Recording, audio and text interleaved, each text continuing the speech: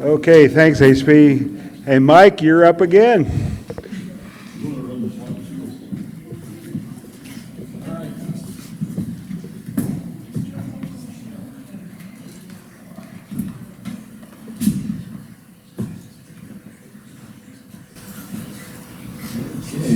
Up next year.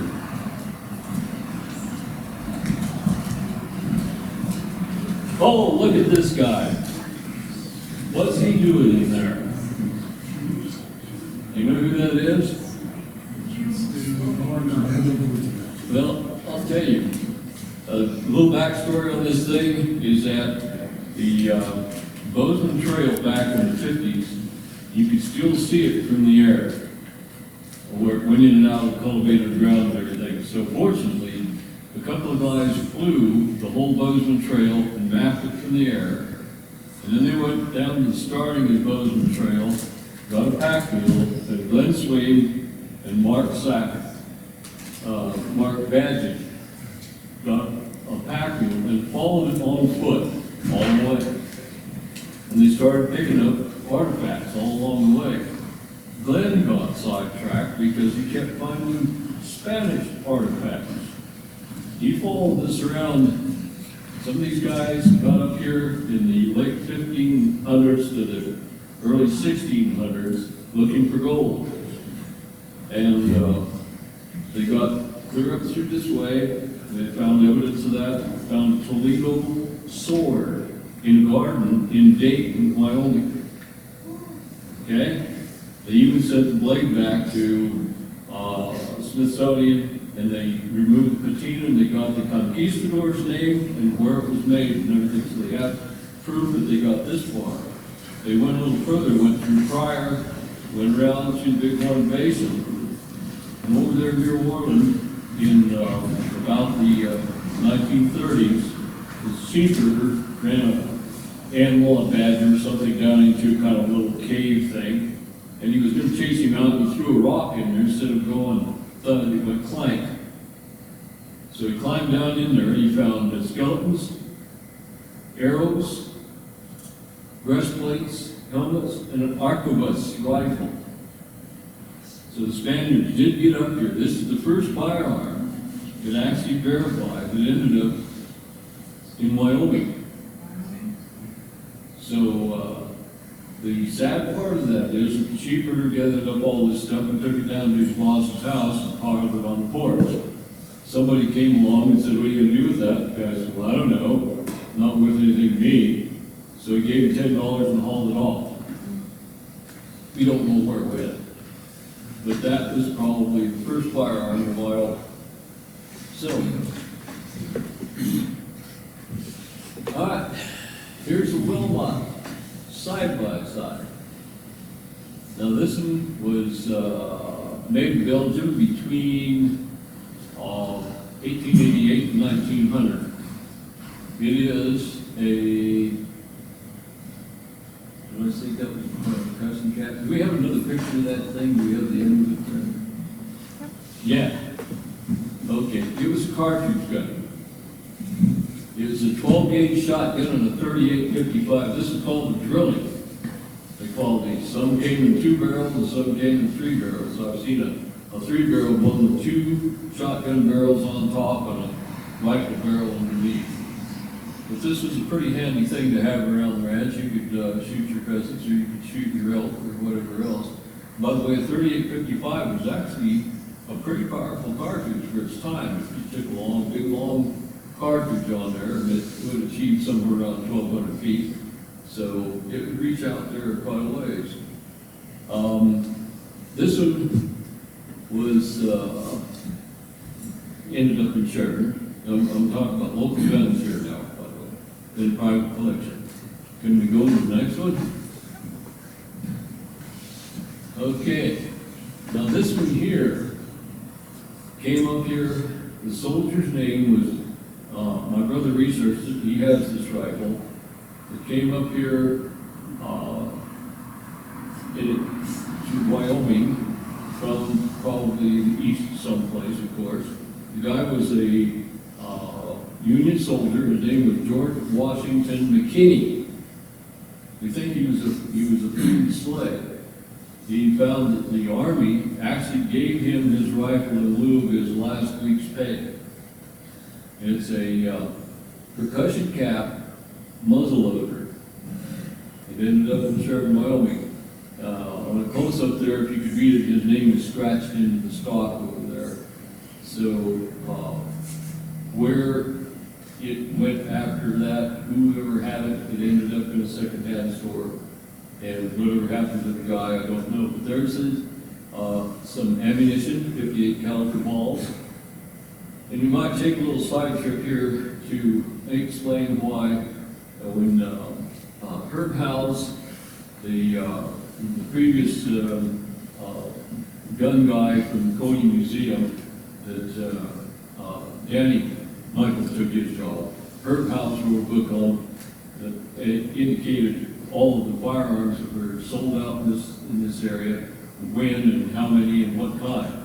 And we find that clear up into the 1890s, percussion cap rifles and pistols were very popular. And you think, with all these cartridge guns coming out, why would people out here want to buy a percussion cap firearm? You got to think about that a little bit. Where was the nearest store? Denver or Cheyenne, and very few of those. So these guys used these percussion cap firearms because they could, if they shot an elk, you could get your bullet back and remold it and use it again. All you had to carry was percussion caps. Whether you know how very tiny they are, you can carry 1,000 in a box and powder, and you can get your bullets back many times. So this one ended up here in a private collection, and it'd be interesting to know who the guy was and any more about him and whatever happened to him. But at least that firearm got here. It's part of the history of this area. And we'll see another picture here. Okay, this one has no particular significance except that it's interesting. This is a 22 caliber suitcase gun, which is popular with moonshiner. And my father got a really nice 25 caliber automatic when he was a night man at a service station on the outside of Sheridan, and his car came through from Canada, and the guy didn't have the money to pay for his gas. And the way the car sat in the back, he knew he was hauling moonshine. So the guy gave him the pistol and took his gas and went on. So my dad ended up with his pistol. The guy could have just as easily held him up with it, but on the other hand, but it wouldn't be too good of an idea. So anyway, there's that was a 22 caliber.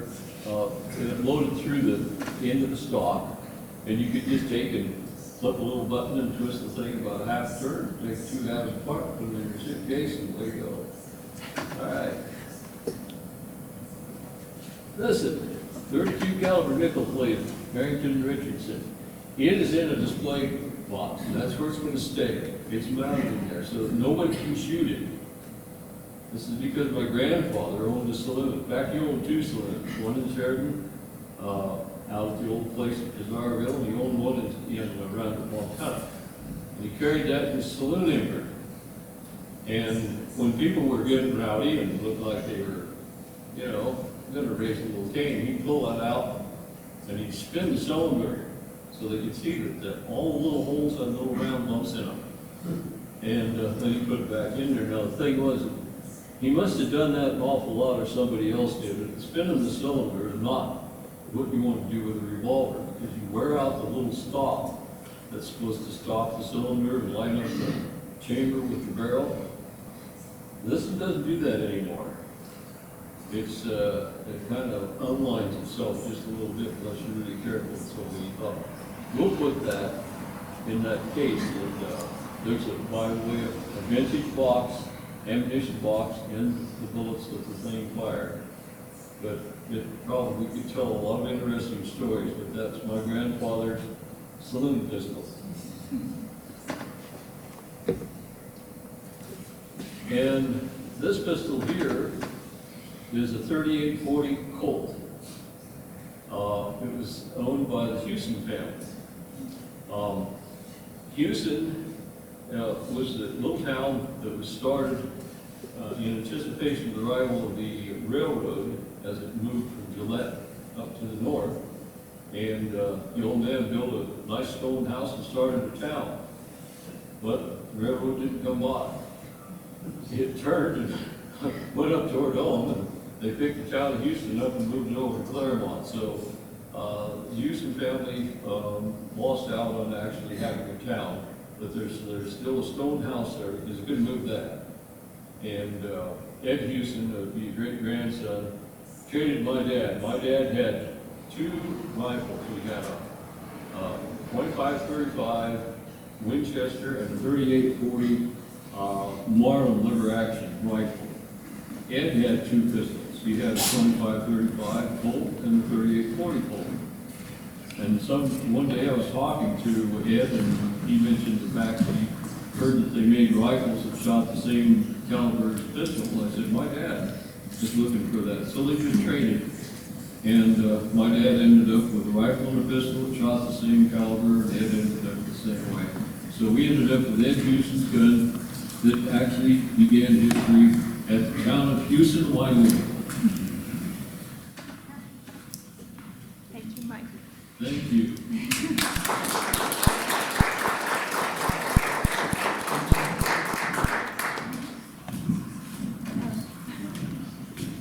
Thank you very much for spending the day with us and for every community member sharing their history of firearms and all the other presenters. I know that a couple of people have dropped out, but that's okay. We appreciate those with longevity. Thank you again.